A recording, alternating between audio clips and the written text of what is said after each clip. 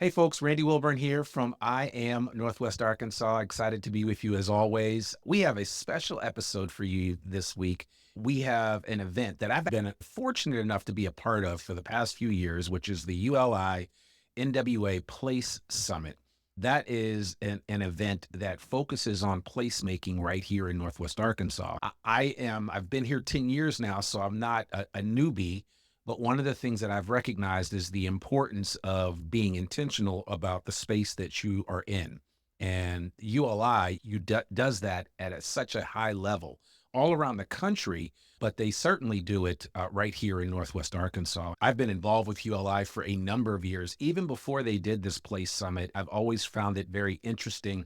The work that they do, the people that they connect with, and the thought leaders that they have brought into this space that we call Northwest Arkansas to be confident in our approach to how we grow this region. And I think that's the easiest way for me to describe it. Today, our next guest is helping communities across the country build resilience in the face of climate change, among other things. And we are so excited to have her as a featured speaker at the upcoming ULI NWA Place Summit happening November 20th and 21st at the Record in downtown Bentonville. If you're listening to this after the fact, you should still tune into what the ULI NWA is doing here in this area and follow Alison Sant. Alison Sant is an artist, a designer, and author of the book From the Ground Up: Local Efforts to Create Resilient Cities. She has drawn on years of experience and over 90 interviews. Alison showcases inspiring projects that blend sustainability with equity. From green infrastructure to urban forestry and revitalized shorelines, Alison demonstrates how positive change starts at the local level. Please join us in welcoming Alison Sant and Megan Brown to the I Am Northwest Arkansas podcast. How are you guys doing today? Great. Thank you so much. Thanks, Absolutely. Randy. Absolutely. Great kind words about ULI. Thank you. We're always great to have you as an ally. Yes. And I apologize. I didn't give you enough credit, Megan. Megan is the brains behind LI NWA. Yes. Wes Craiglow is the executive director, but Megan makes everything happen. And, Wes was actually out of the picture for almost 2 years serving our great country. And you would have never known it because Megan is just so good at what she does. I want to give you your flowers right now because Mhm. you are amazing at bringing together so many different groups. You mentioned some of the people that you brought, Majora Carta a couple of years ago, Daniel Parolic, and so many others to this region to have the conversation that needs to happen. Our guest today is no exception to that. I applaud you, Megan, for what you and your team does to really make a difference here in Northwest Arkansas. But Alison, this day is about you and about the work that you're doing in our communities. I would love for you to give an introduction to yourself for our audience so they can understand who you are. Those listening to this before the actual Place Summit event can get tickets. I understand there's still space left, but it is going to be the biggest Place Summit held here in Northwest Arkansas. If you're listening to Alison today and you're moved by what she's saying, come out and meet her in person. Without further ado, Mhm. Alison, why don't you go ahead and introduce yourself to our audience? Sure. Well, thank you again for this opportunity. I'm really happy to be here and very much looking forward to the summit. I've had a lot of different iterations in my life, and I came at being an urbanist through the lens of being an artist and working in documentary photography. And I've also taught and now writing books. So I've been very lucky to explore a lot of different ways of working. One of the best expressions of drawing on all these capacities is the creation of the Studio for Urban Projects, which I co-founded in 2006. It was the generator of a lot of things that have come after that. It was a hybrid, not only my own disciplines, but also the talents of my colleagues I work with and collaborated with. Our project worked at the intersection of architecture, art, social activism, and we were able to bring a wide set of tools and really focus them on the change that we wanted to see in cities. We began the Studio for Urban Projects at a time when many cities were being shaped by would have been called tactical urbanism, tactical experiments. Like in 2009, Times Square was closed to cars and pedestrianized. And that was like one of many kinds of experiments that have been going on in cities throughout the United States, throughout the world, really. So we worked to enliven public spaces. At the time, we were working in San Francisco. We made playgrounds and abandoned plazas, and we made community event spaces on underutilized sidewalks. And we chalked up temporary bike lanes on the street and even made oyster reefs to adapt the shoreline with the same iterative processes used to think about the fabric of the city. And, we really, in all of those, in that work, brought the public together to discuss the future of cities. And through that work, I really come to believe that cities are the place to act. The cities are the place where the majority of us live as the world's population is tipped to urban.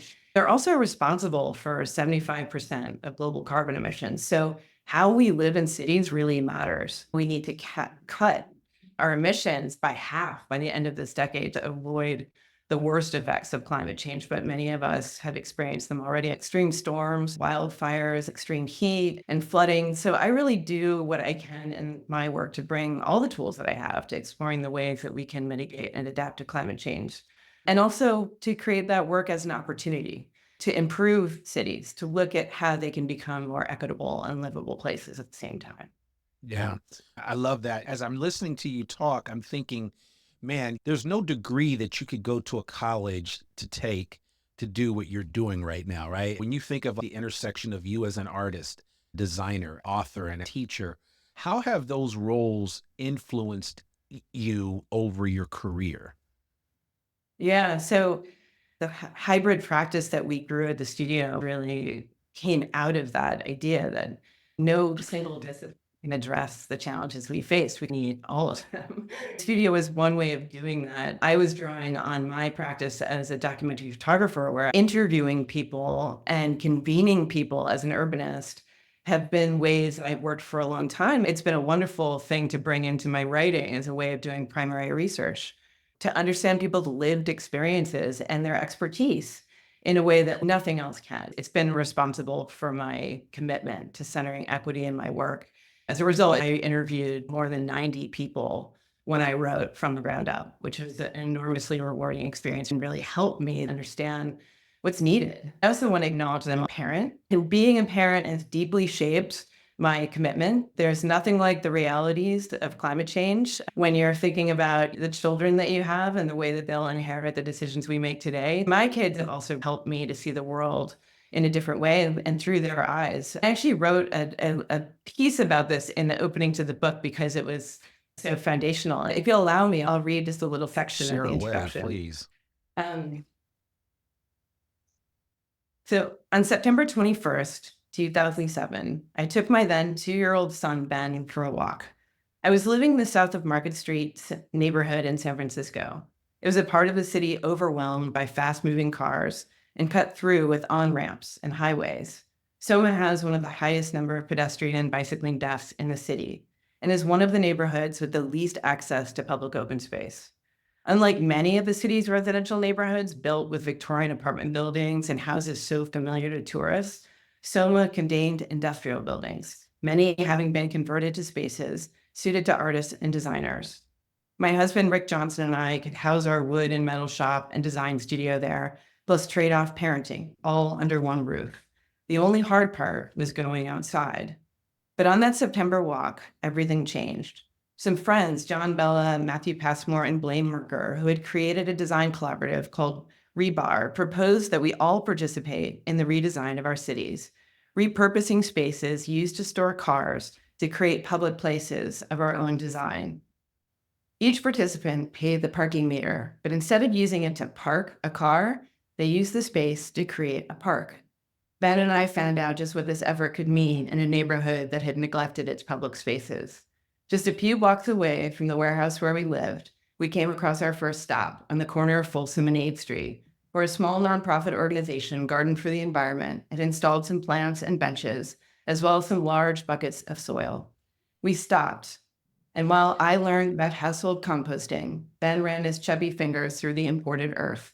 We got a waft of the dark, pungent soil, and even among the stream of cars going by on 3 lanes of traffic, we were buffered by the experience of a garden. Soon, Blair pulled a few wriggling worms from the heap and put them in Ben's hands. Ben's giggles and delight were infectious. standing on this intensely urban corner in roughly 140 square feet, he was having an experience of nature.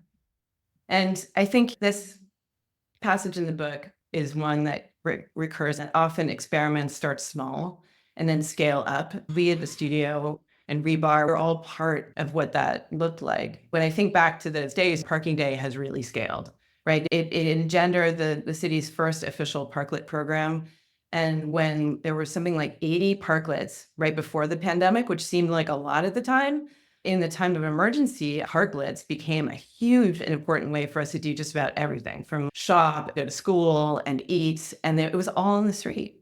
And the last I checked, it was something like the city was close to 2,000 shared space permits across San Francisco. But we know that parklets have been spread internationally. You see them in so many cities. So this looking at the possibility of our urban streets, not only as a designer and an urbanist and a person interested in people's lives, but also as a parent, has been really instructive to my practice and ongoing work. Man, that's actually really interesting. I didn't catch that you were from the Soma area where I lived for a while. I used to work down on towns between Second and Third, so I know that area quite well. Wow. It has changed a lot in the past 20 years since I've been there. The inspiration you speak of in the book has been the catalyst for a number of projects that you have documented from around the country. And I'd love for you through the Studio for Urban Projects, you guys have produced over 100 events, bringing the public together with advocates, scientists, civil servants, academics, designers, and artists to discuss the future of cities. Can you share maybe one memorable story? You've already given us one great story, but can you share a memorable story from one of those events that grew out of your original experience? Yeah, absolutely. Full one thing. We had hundreds of events over the years that we hosted. And I think when I think back to it, I was mentioning that we ran a storefront in the San Francisco Mission District for many years. We hosted talks, we led multiple tours, and we also did a number of projects that engaged the public. When I look back on that work, one of the most rewarding for me was crafting a project called The Outpost. To provide some background, the San Francisco Planning Department and Yerba Buena Center for the Arts works together to put on a 3-day event, reimagining San Francisco's Market Street, the central spine of the city, the main transit corridor.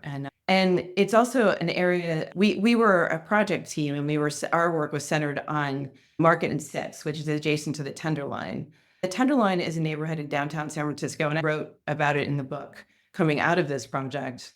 It's one of the most racially diverse populations in the city. It has the densest housing, and it's home to many families and seniors, but the majority of them live below the poverty line. It has more children per capita than any neighborhood in the city. At the time, the neighborhood really didn't have adequate access to public parks and open spaces. And even when there were playgrounds, often, the tenor on the street, there's a lot of drug dealing and a lot of drug using on the street. Those playgrounds weren't necessarily accessible. So we worked with a set of community partners to create a temporary community center on the street. The space was governed by this kind of player piano calendar. It was 72 hours of programming, all created with partners from, that were local arts organizations, local businesses, neighborhood advocacy groups. And the design of the space was something that could be easily adjusted to host everything from a plant and art workshop to a nature playground or a pop-up library or a bike kitchen, and lots of talks and film screenings. I hosted a daily radio broadcast from the street where I invited people, often hidden behind city walls in City Hall, dreaming of ideas for the city. I wanted to bring them into the street and the place they were considering to talk about the future of Market Street. So we hosted the first ever bio blitz along Market Street. It turns out that there's all these Western tiger swallowtail butterflies that love Market Street. We got a group of citizen scientists who are all signed up using iNaturalist to go out and track the Western tiger swallowtail and other species that thrive on Market Street, a kind of unlikely habitat. It was really fun, I'd say, through all of those collections of events to create a platform for exploring the range of ways that we could use Market Street, and making it possible for people that lived there, that were attached to the community, that participated in a planting workshop and then took it home to make their own community garden. They made it possible for us to host those events and to understand what was needed in the neighborhood, but also it made it possible for them to manifest their vision. So this 3-day event turned into another longer term project where the outpost came back. It was slightly reconfigured. We iterated the design, returned it to the street, and we ran it for several months, hosting community programs. So that was just a simple example of many of the kinds of projects that we did, but that really helped me to understand the breadth of what communities can offer and also how design can be directed by community leadership. Yeah, I love that. And one of the things as I was sitting here thinking about that is that doing or undertaking any of these types of events requires a lot of buy-in and a lot of different people getting involved. And I know Megan's probably listened to this with rapt attention in terms of how you developed the buy-in of the different disparate parties that are involved. And so when I think about your work specifically, it involves collaborating with diverse groups of people, including community activists, government officials, and designers. Building upon what you just shared, can you share a story about a successful collaboration that led to a positive impact in the community where you really worked hard to bring these different groups together?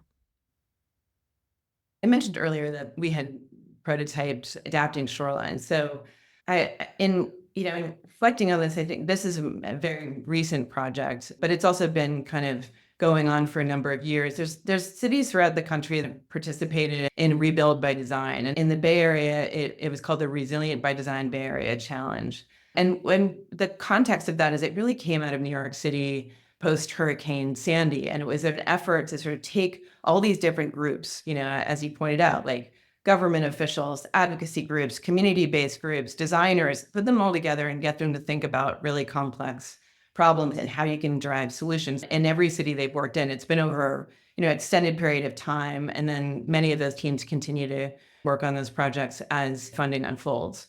We were part of a team with other design firms and academics. Bionic and WXY were on our team, as was a scientist named Catherine Boyer, who we'd been we'd worked with her in provisional ways for a while, but this was the first time we got to work together at kind of a real capacity.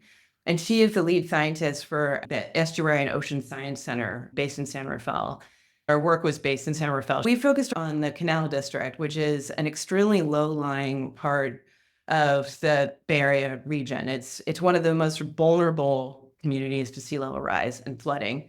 And it's also a neighborhood that's served as a new home for immigrants that are arriving from Brazil, Africa, and the Philippines, and the Middle East, and Latin America, Vietnam. So we and many of those families live below the federal poverty level in this part of San Rafael called the Canal District. At the edge of the Canal District is this park called Pickleweed Park.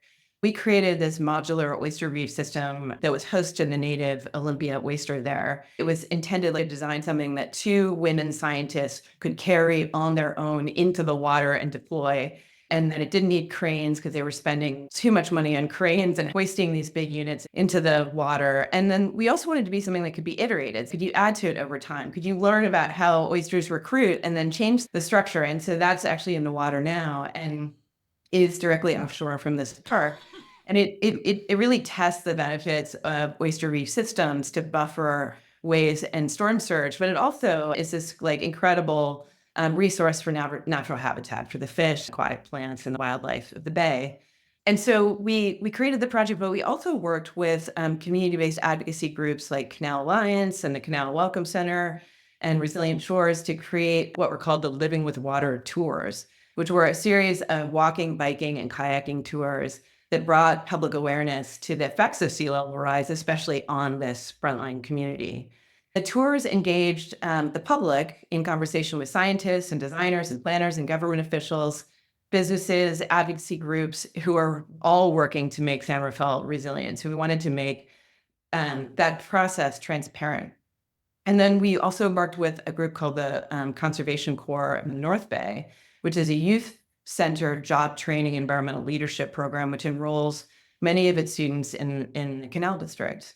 So they're essentially learning to make these reef systems that will protect their community. They assisted with the fabrication of the reef systems, and it's part of their ongoing training in job training for greater resilience. Standard Fell is just one of the installations that we created throughout the Bay, but it's been showing real promise, as the other installations have, that reef systems can actually substantially reduce wave energy, and they're likely to have even greater effect as the project scales up and you do larger reef systems.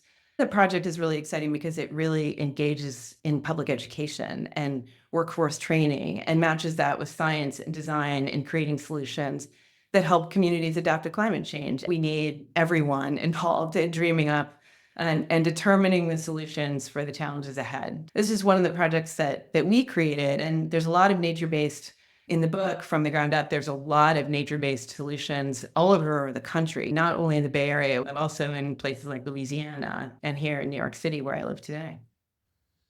Well, and Many. there's so many different places that I could go with this because you're giving me so much great information. And I'm thinking about, a lot of times we are typically only aware of what's right in front of us, right? Like what's in our little corner of the world. Sometimes it takes different viewpoints and programs to create greater awareness around how our environment's being impacted and how we can play a role in the impact of our environment. I'm curious to know, for you, with your varied experience, what is the most surprising or unexpected thing you've learned about cities in general and their resilience through your research and work, right? Because when you think about this, a lot of times we hear news stories and we read reports, and a lot of times we feel like we're going to hell in a handbasket, but that's not really the case, because there are a lot of people out there making a difference, like yourself and a lot of your peers. I'd be curious to know too, with regard to the resilience that you've unearthed through a lot of the places that you've studied and worked. Yeah, that's a great question. I think what was surprising to me about writing the book and going through the process of researching it and looking at all these projects throughout the country was that I came away feeling that social infrastructure should really be the purpose of physical infrastructure. We often focus on the material things that we can do, the projects, the built infrastructure that's going to change things, but often investing in the capacity of people and the solutions they come up with is the most important piece, because those people can keep coming back to the reinvention of what's needed. It's not like a one thing. And certainly as we go through the rest of this century, what we need is going to shift and change. Social infrastructure is something that I came to understand better through many of the projects that I was looking at. But it was also really informed by the work of Eric Kleinenberg, who ended up speaking at the conference last year and is really a mentor to many of us in this field. His early work measured the health outcomes of extreme weather in Chicago. He was looking at the Chicago heat wave in 1995. And he determined that the people that knew their neighbors, that had someone to go check in on them in time of emergency, the people that knew each other fared so much better in a time of crisis. I thought that was a really stunning way to look at it, that if we use all the processes that we need to undertake meeting the challenges of climate change, we also have this tremendous opportunity to connect to one another. We're recording this a week before the election. And I think about this a lot because we're in a time that's so polarizing. Social media has stuck us in our silos where we need places and we need people. I've been looking at 34th Avenue in Queens, and it's a great example of this, and so many other projects. We need places that bring us together and air the diversity of our experiences and help us see our common plight. I think that democracy thrives when there's a forum instead of a soundbite for it. I really believe that social infrastructure is one of the most crucial pieces of our future resiliency and our democracy. If you'll indulge me, this is one piece I wrote days after the January 6th attack, because that happened kind of while I was wrapping up the book. In the very conclusion, there's a paragraph that I'd love to share with Read your it, audience. please. This book is a call to action. When we make the places where we live more porous, lush, and alive, we need to make them socially just, resilient, and self-directed. In so doing, address the history of injustice. We must invest in under-resourced communities first, providing not only transit routes, bike lanes, green spaces, and parks, but also affordable housing, jobs, and public education. Together, these actions represent investment in the capacity of people. Informed by a shared base of knowledge about the environmental reality ahead, they may envision and direct the plans that are acted upon by policymakers, urban planners, and practitioners, government officials, nonprofit organizations, and community-based groups and individual advocates may build alliances to support and embolden this vision together. It's a recipe for how we restore and reinvigorate the democratic process and move forward to creating the resilient cities that will be essential to managing the storms ahead. That gives me goosebumps listening to that, because I want to add to what you just shared and the example you gave from Eric's talk last year and some of his research in studying Chicago. I don't know, Megan, where you stand, but that was one of the biggest takeaways for me last year at the summit. I'm going to tell you what I proceeded to do afterwards. I think people listening to this might appreciate it. Take it for what it's worth. I started checking in more with people. And during the course of the last years, I've actually had a few elderly neighbors pass away, because people are going to die, whether we like it or not. The reality is that sometimes people die silently, meaning Yeah. that it's almost like it never happens. It's like you just life keeps going on. And I made a real commitment after hearing him talk last year that I was going to be really intentional about connecting with my neighbors, if for no other reason, just to check on them, right? I know a lot of us did it during the pandemic because we had elderly neighbors that couldn't get out for fear of getting COVID. But just in general, it's part of being a good neighbor that can be the difference of life or death. And I don't think that should be lost on anyone. His findings and his research really struck a chord with me and reminded me that we, as much as you alluded to, that we're in a very highly partisan era, that we are much more connected than anyone realizes sometimes. Yeah.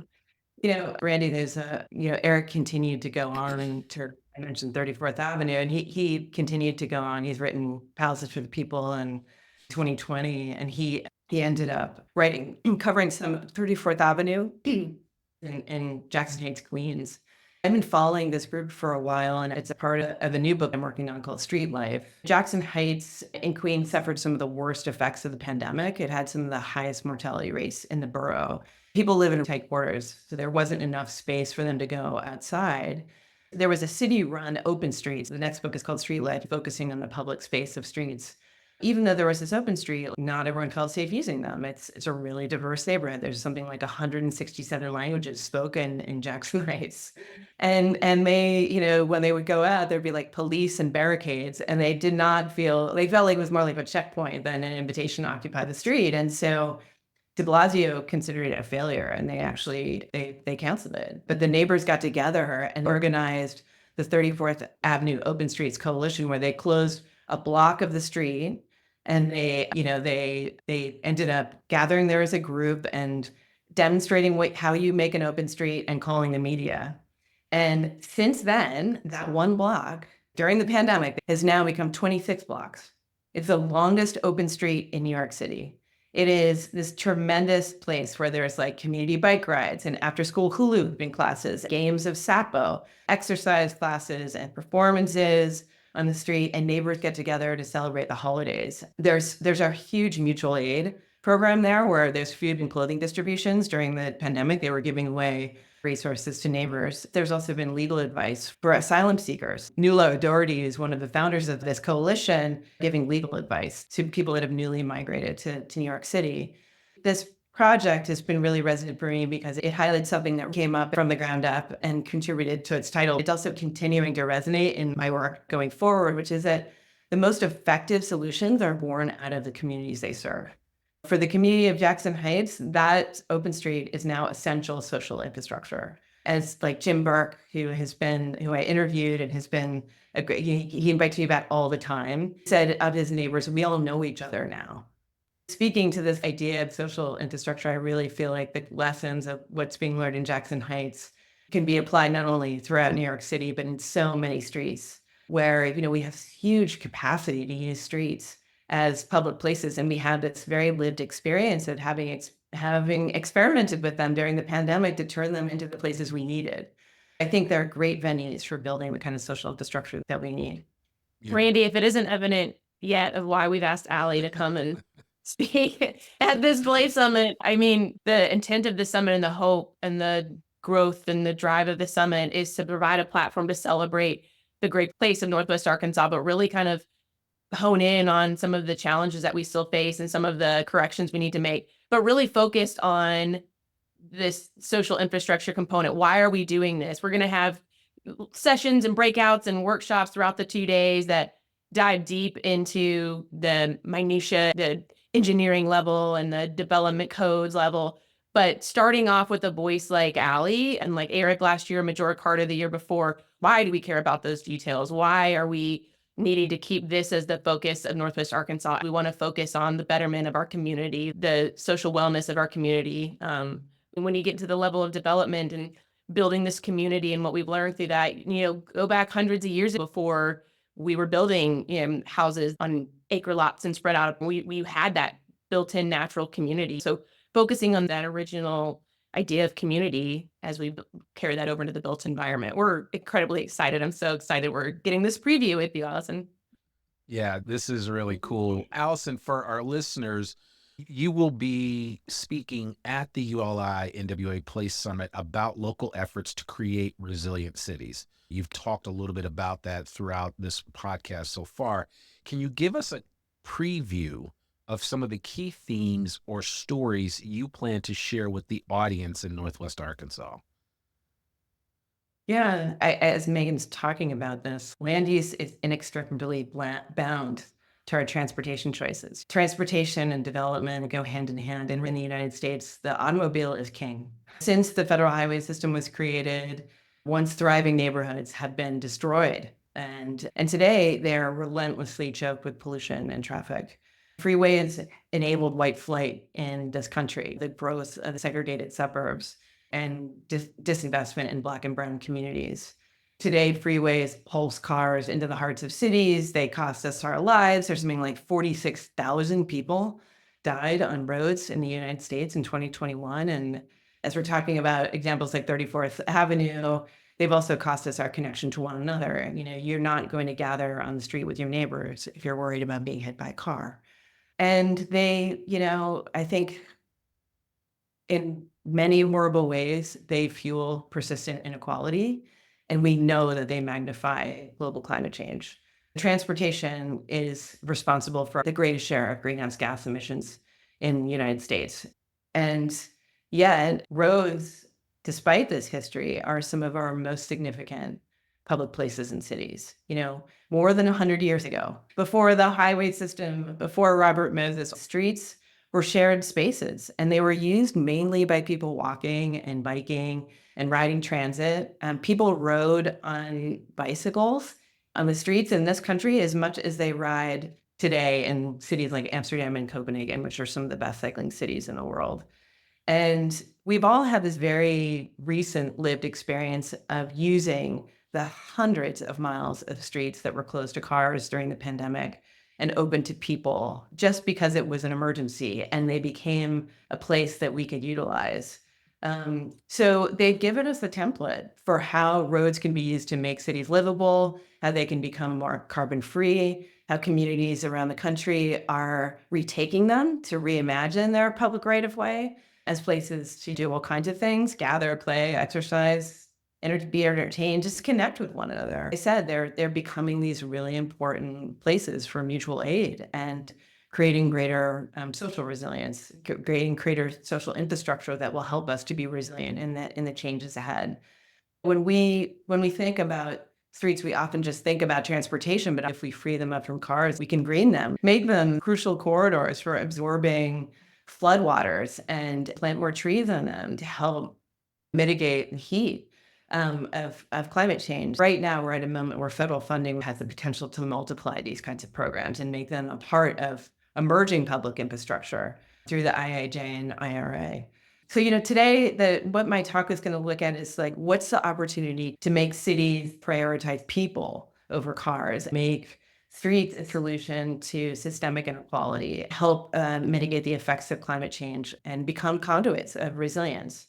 And I'll illustrate global examples because now my research has gone global for this next book, but also draw from the ground up, and the examples here in the United States where that's happening already. Yeah. One of the things that I'm thinking about is in terms of your talk, and this will be your first time to Northwest Arkansas. Is that correct? Yes. Okay. So Yeah. I'm interested because I'm a city boy. I grew up right outside of New York City in the Northeast, and I've lived all over. I lived in the Bay Area, but it'll be interesting to get your take on things once you've had a chance to kind of walk on the ground here in Northwest Arkansas and see your thoughts. It's funny that you mentioned Robert Moses. The Power Broker is one of my favorite books. Robert Caro is a genius. When you think about the amount of land available in different areas, like when you come to Northwest Arkansas, one of the things that you're going to see as soon as you get here is like, wow, we've got so much land. When you go to New York, like when I landed at LaGuardia about a month or two ago, I just forgot about how on top of everything everybody is, right? And so you don't appreciate it until you're there. I tell people the first time I landed at X, all I saw were cow patties everywhere and cows. And I was like, where am I? But that has since changed. In the 10 years that I've been here, I've seen a dramatic change. I can only imagine that in the next 10 years, we are going to see so much change happen here in Northwest Arkansas. One of the questions that I have for you, and this may be asking you to speak from a premonition perspective, but how can we ensure that the growth here in Northwest Arkansas is managed sustainably and inclusively? So there's two things there: preserving the region's unique character while creating opportunities for all residents of Northwest Arkansas. I haven't studied Northwest Arkansas, and I'm really excited to come and try and understand really the whole region better and in the time that I'm there. And hopefully this will be the beginning of a new part of my research. I have general guidance based on national trends, and maybe I will come at this through the lens again of transportation, since we've been focusing on that. And certainly it'll be the focus of my talk and streets. And really, how connections are made through transportation networks. As we've been discussing, transportation choices are bound to our land use patterns, like where housing is located, where we shop, where our jobs are, where our schools are.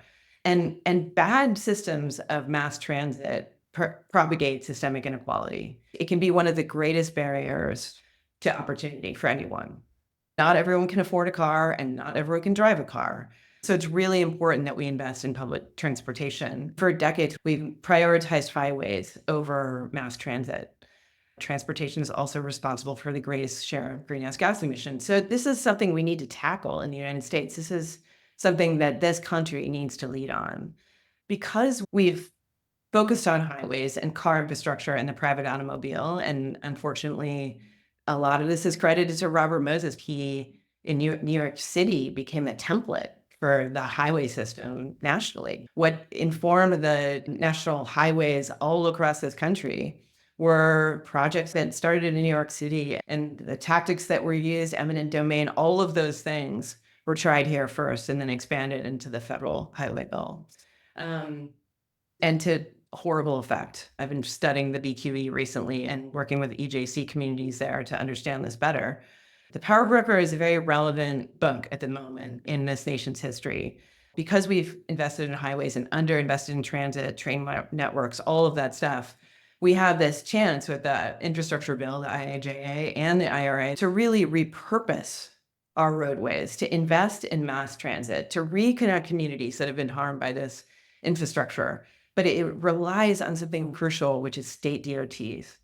And state DOTs do not necessarily, if they reinvest in building and expanding highways, we will come out of this era with much worse outcomes, right? There was a study recently from Transportation for America that shows 25% of the current IIJA funding has already gone to highway expansion, which has been hailed as addressing climate change, could actually worsen it if we don't turn this around. And that's just looking at climate change. We're not even talking about the effects that highways have on health and equality. And this persistence really ignores the long-term demands of the environmental justice community. So it's crucial that we hold state DOTs accountable for lowering vehicle miles traveled, for lowering greenhouse gas emissions, as Colorado has done. The Colorado DOT, under the leadership of a remarkable woman named Shoshana Liu, who's the first woman to hold that office, has actually done this. and they're creating a template for the country. When we're talking about creating regional connections in Northwest Arkansas and everywhere, we need to not underwrite the harm to the last 100 years. We need to find new ways to move people to think about transportation in ways that put an end to systemic disparities in our country.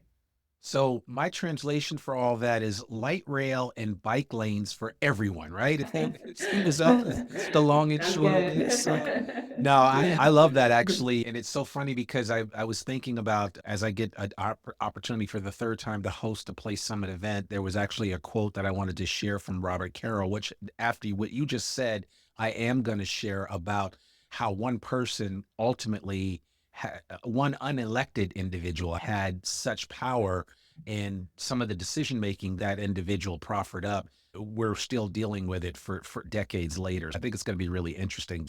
I want to be responsible in terms of your time, and I so appreciate you taking time out of your busy schedule, and you too, Megan, for joining us today. I'm going to throw this last question out to both of you. Alison, I'll let you go first, and then Megan, I'll let you close out. Um, and Alison, if you want to mention the code for your book, that would be great too, because anybody listening to this will have access to getting a copy of Alison's book with a discount, which we really appreciate you doing. But the Place Summit does aim to be a convergence of inspiration, an incubator of new ideas, and a network for those passionate placemaking individuals striving to create quality places that people want to live, work, play, and learn in. And so with that said, and it's a true statement, that's I've walked away from every Place Summit with incredible insight and just encouragement as I move forward and through life. Alison, what are you most looking forward to at the ULI NWA Place Summit? And then I'll pose that same question to you, Megan.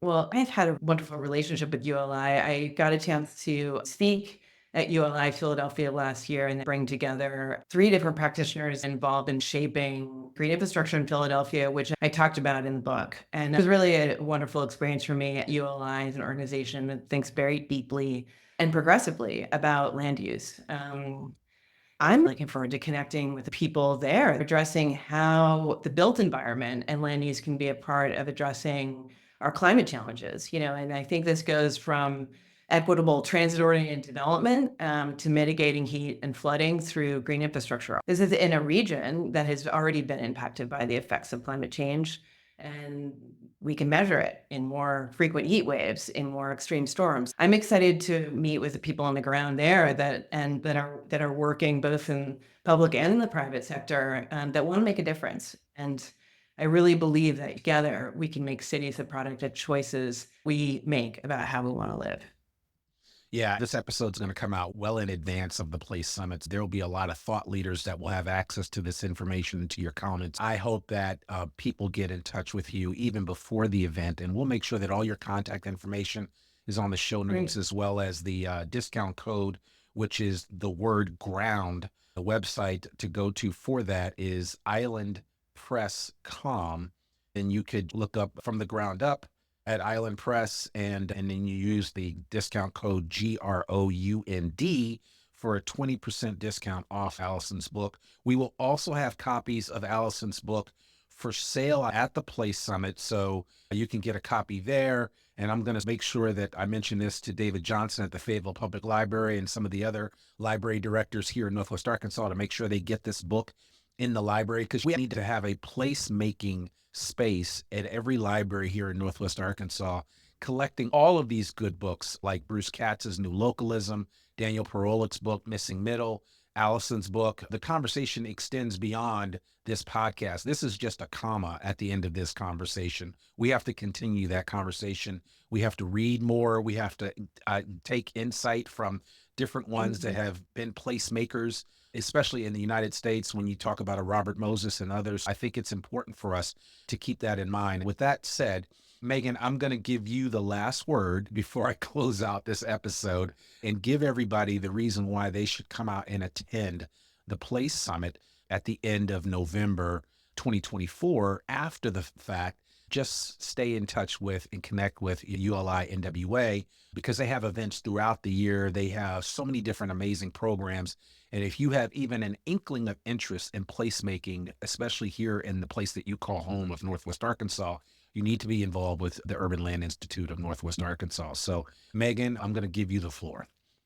Thank you, Randy. And speaking of the bookstore comment that you made, I want to give one quick shout out. I think there are some bookstores already that have that kind of intentionality. One that just mentioned him for your sake, Alison, too.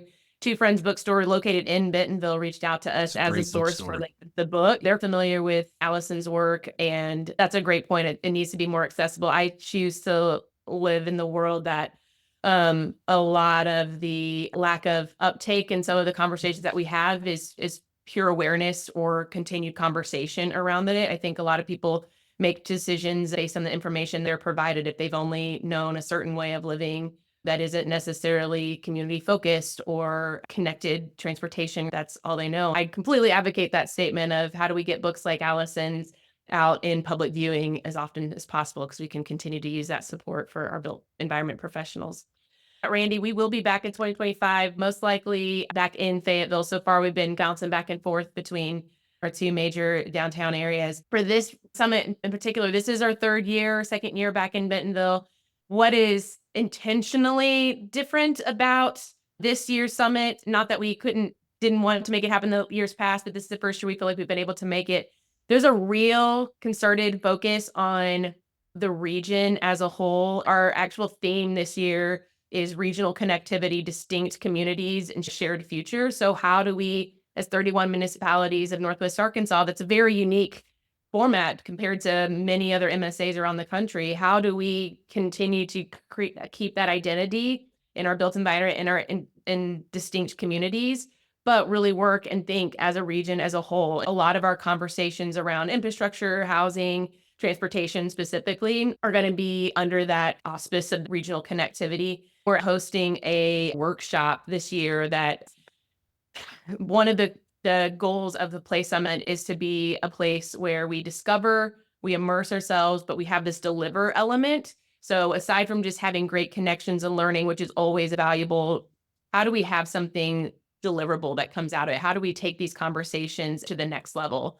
We're having a regional infrastructure focused workshop, bringing in key stakeholders around that topic, but also Place Summit attendees and those passionate about that conversation to get people in the room that may not be able to get connected to each other otherwise and being at the Place Summit, hear some of their struggles and challenges, and at bare minimum, really get the conversation to going on what are some of those next steps that we need to be doing now to get ahead of the even more growth that's coming into our area. So I'm really excited about this deliver piece that's going to come out of this summit. Especially if you are a built environment professional, which developer, architect, finance world, community activist, just community interest in the built environment. Anybody Realtor. that, if anybody that wants to come, 20th and 21st, downtown Bentonville will be hubbed at the Record right downtown, but we'll be doing some sessions and tours and receptions throughout Bentonville area. We'd love to have you there. This is the place where everybody's in the room at the same time. And if you want to be a part of that conversation, this is the place to be. So, I mean, it really is a great event. I have to say it, and it's not because I'm hosting it. It's a great event because of the difference that it can make in the 48 hours that it exists. And so I want to encourage everybody listening to this to really think about coming out to that event. They send young people out. Thaden has sent young people from their classes to participate in the Place Summit. So it's not just, gatekeep to adults. We want the next generation thinking about, right, Alison? If you're thinking about your kids are thinking about what do they want too, right? I think it's important that we get everybody involved in this, and that includes young people. So yeah, I'm excited about the Place Summit. I encourage everybody to participate. I want to thank you both for taking time out of your Friday morning to be with us for this recording of the I Am Northwest Arkansas podcast. Thank you both. Alison, Sant, I appreciate you. Megan Brown, I appreciate you as well. And Alison, I look forward to hearing you on the stage at the Place Summit in a couple of weeks. Thank you. And Randy, thank you for this wonderful invitation, and Megan for your leadership and for the invitation to join you at the conference. I'm really looking forward to all of it. We're excited to have you. Thanks, Absolutely. Randy. Well, folks, there you have it. Another episode of the I Am Northwest Arkansas podcast. I am excited to participate in the Place Summit once again and honored that ULI NWA has entrusted me with the ability to steward this event for a third time. So if you're wondering what all the fuss is, I encourage you to come out and participate. Hang out with me for a couple of days.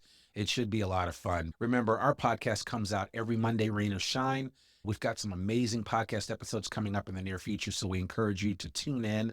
If you enjoy this podcast, please share it with a friend. Remember, sharing is caring, and we would love a review on Apple Podcasts. If this podcast really helps you out, informs you, keeps you up to date on all the cool things happening in Northwest Arkansas, we would love a shout out from you and just let us know how we're doing. We read every single review that we get. That's all I have for you this week. We'll be out here next week with another brand new episode of the I Am Northwest Arkansas podcast, talking about all things business, culture, entrepreneurship, and life right here in the Ozarks. I'm Randy Wilburn, your host, and we'll see you soon. Peace.